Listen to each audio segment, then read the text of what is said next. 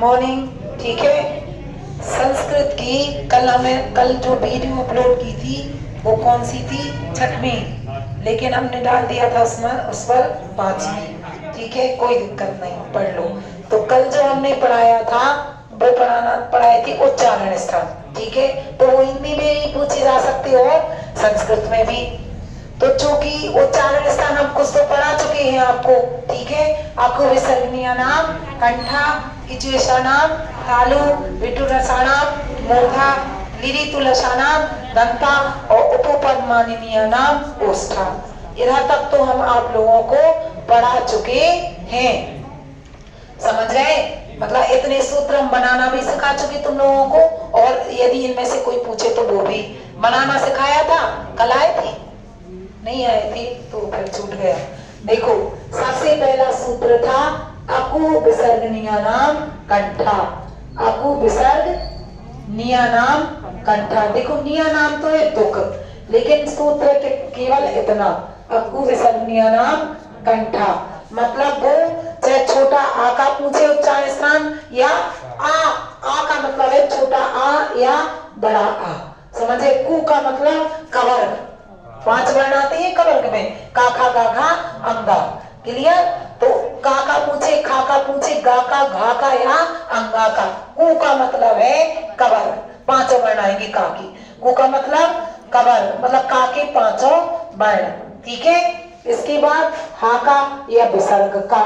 इनमें से किसी का पूछे तो क्या बताना है? कंठ। समझ गए? दूसरा बताया था हमने इचु यशाणाम तालु, इचुषाणाम तालु।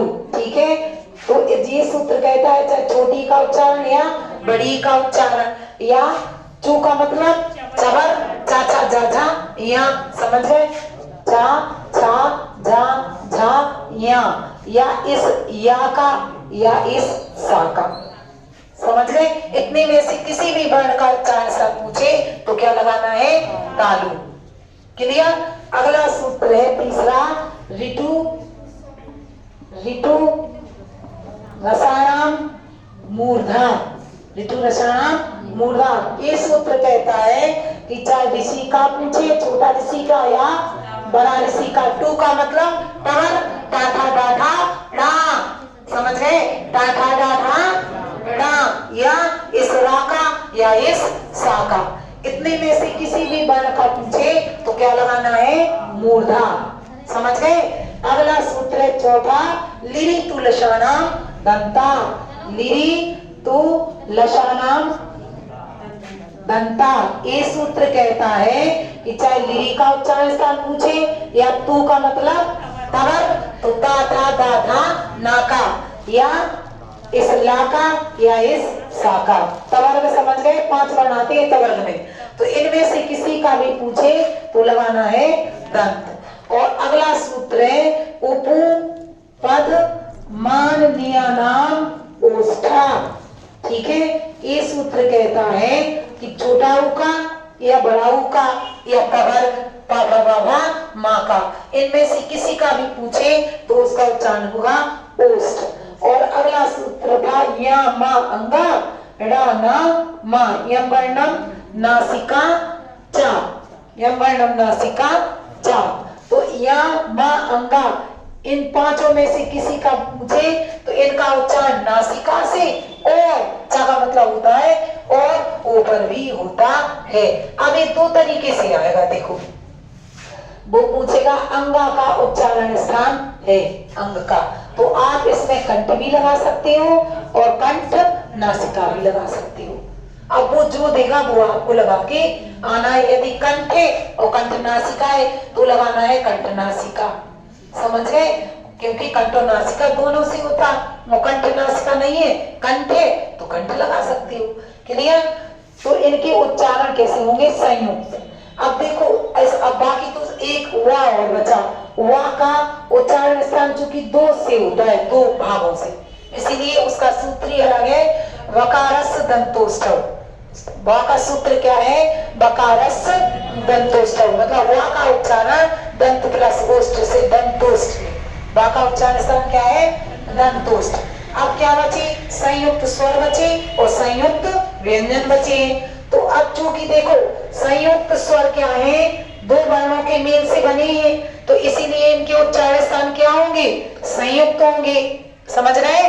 और संयुक्त व्यंजन भी किससे बने हैं, दो वर्णों के मेल से, इसीलिए उनके उच्चारण स्थान भी क्या होंगे, संयुक्त होंगे। क्लियर? तो देखो सबसे पहले लिखेंगे संयुक्त स्वर। संयुक्त स्वर, तो संयुक्त स्वर में जैसे बड़ा, बड़ी, बड़ाऊ, बड़ा ऋषि तो हो गया। बड़ा का उच्चारण स्थान क्या है, कंठ, बड़ी का तालु, ओ का ओष्ठ और ऋषि का मूर्धा। तो चार तो बन पा चुके। अब बचे क्या है, ए, आए, ओ और आओ, ये बचे हैं, जे है संयुक्त स्वर। समझ गए? तो एक आय से मिलके बना, पहले तो ये पता होना चाहिए, ठीक है? क्योंकि कभी कभी ये भी पूछ लेगा कि ये किन दो वर्णों के मेल से बना है, तो ये जानकारी आपको होनी चाहिए। तो एक आय से बना है, ए बना है, एक आय से बना आ प्लस ई बराबर ए। समझ गए? एक आय से बना आ प्लस ई से मिलकर ए बना है। आय काय से बना आ प्लस ए बराबर आय। समझ गए? आय काय से बना आ प्लस ए से मिलकर। याद होने चाहिए ये चीजें, क्योंकि कभी कभी वो नॉर्मली क्वेश्चन पूछ लेगा। क्लियर? ओ काय से बना आ प्लस उ बराबर ओ, ठीक है? तो ओ काय से बना है आ प्लस ओ से मिलकर।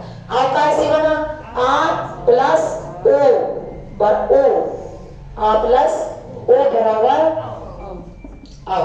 समझ गए? तो अब आ का उच्चारण स्थान क्या है, बताओ?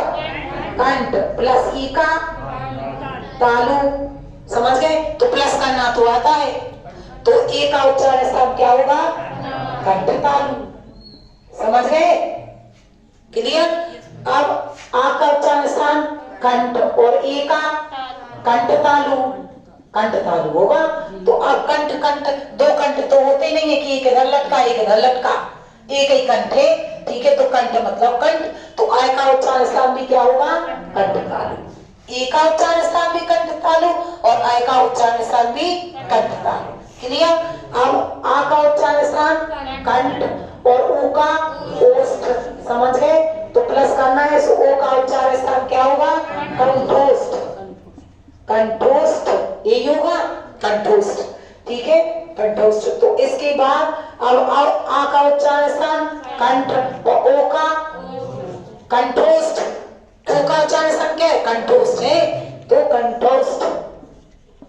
अब प्लस करना है, तो दो कंठ तो होंगे नहीं, एक ही, तो ओ आ का उच्चारण स्थान भी क्या होगा, कंठोष्ठ। समझ गए? कंठ कंठ क्या, कंठ। तो ए और आय दोनों का उच्चारण स्थान क्या है, कंठ तालु, और ओ और दोनों का उच्चारण स्थान क्या है, कंठोष्ठ। समझ गए? क्यों?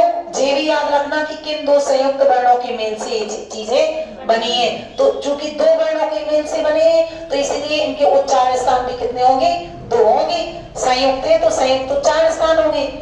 क्लियर? तो संयुक्त व्यंजन स्वर खत्म। अब क्या बचे, संयुक्त व्यंजन। समझ रहे? तो उसमें क्या आएंगे, छात्रा, ज्ञान और श्राप, यही है संयुक्त व्यंजन। कितने, चार माने हैं, तो यही है। तो सबसे पहले चार, संविदा वर्ग 1 का क्वेश्चन है, 2011 में आया था कि चार किन वर्णों के मेल से बना है। कुछ भी कहीं भी पूछ सकता, तो आपको सब चीजें दिमाग में होनी चाहिए। तो छा कैसे बना है, का प्लस सा से, का प्लस सा बराबर छा। क्लियर? का प्लस सा से मिलकर बना है छा। त्रा का ऐसे बना है, ता प्लस रा बराबर त्रा। समझ गए? ज्ञा का ऐसे बना है, जा प्लस या। जे जो है ज्ञा है, जय ज्ञानी का, लेकिन अब बतनी अशुद्धि के कारण जिंदगी भर से बोलते रहे ज्ञा ज्ञानी का, क्या ज्ञा ज्ञानी नहीं है वो है ज्ञा, जानने वाला ज्ञानी। ठीक है? तो जा प्लस यहाँ से बराबर ज्ञा। और श्रा का ऐसे बना है, सा प्लस रा बराबर श्रा। क्लियर? क्योंकि अब ये दो संयुक्त वर्णों के मेल से बना है, तो इसीलिए इसके उच्चारण स्थान क्या होंगे, संयुक्त।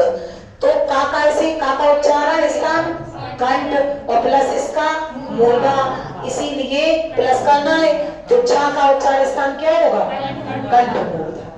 नहीं आया समझ में? आ गया ना?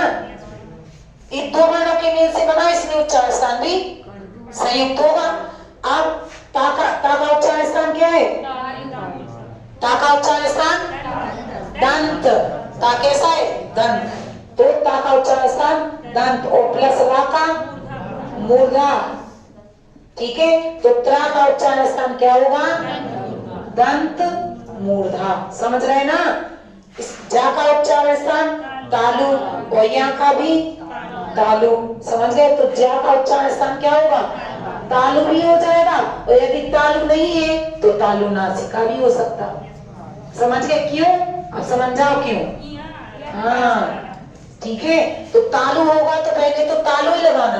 जब तालु नहीं है, तालु नासिका है तो भी सही है, क्योंकि इसका उच्चारण स्थान तालु भी है और तालु नासिका भी, इसीलिए।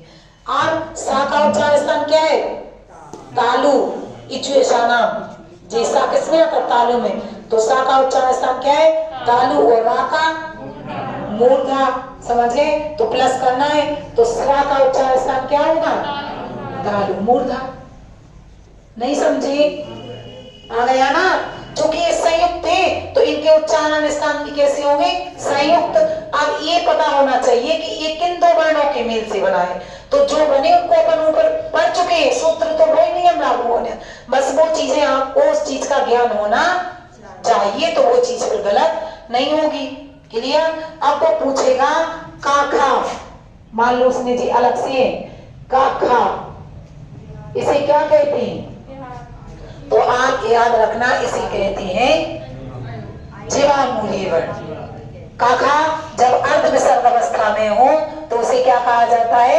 जीवामूलीय वर्ण। जी अलग से याद रखना, कभी कभार पूछ लेता है। ठीक है? और पा और फा, पाफा जब अर्ध जी एक माना जाता, काखा एक और पाफा अयोग वाय में नहीं आए। ठीक है, तो याद रखना पापा जब अर्ध विसर्ग अवस्था में हो तो इसे कहते हैं उपगमानीय वर्ण। याद रखना जी, अलग से वो पूछ लेगा।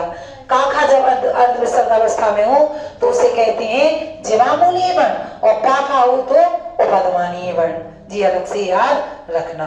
संयुक्त स्वरों का उच्चारण दो वर्णों से मिलकर बनाए तो संयुक्त ही होगा। संयुक्त व्यंजन भी दो वर्णों के मेल से बनाए तो उसका भी संयुक्त होगा।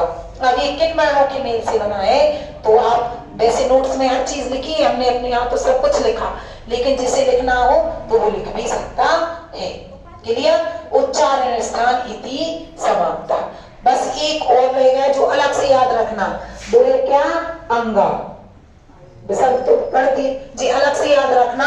यदि वो अंग का उच्चारण स्थान पूछे तो आपको लगाना है नासिका, क्योंकि वो पंचम वर्ण तो नासिका और ऊपर भी आए, लेकिन अंगा जो है सिर्फ और सिर्फ नासिक वर्ण है। यदि वो पूछे कि नासिक वर्ण का उदाहरण है, तब आपको यम वर्णम नहीं लगाना है। समझ गए? नासिक वर्ण से है सिर्फ और सिर्फ अंगा। अंगा का उच्चारण किससे होता है? सिर्फ और सिर्फ नासिका से। इसलिए इधर इसमें और कोई नहीं आएगा, सिर्फ नासिका। नासिक वर्ण कौन है? अंग। उच्चारण स्थान इति समाप्ता।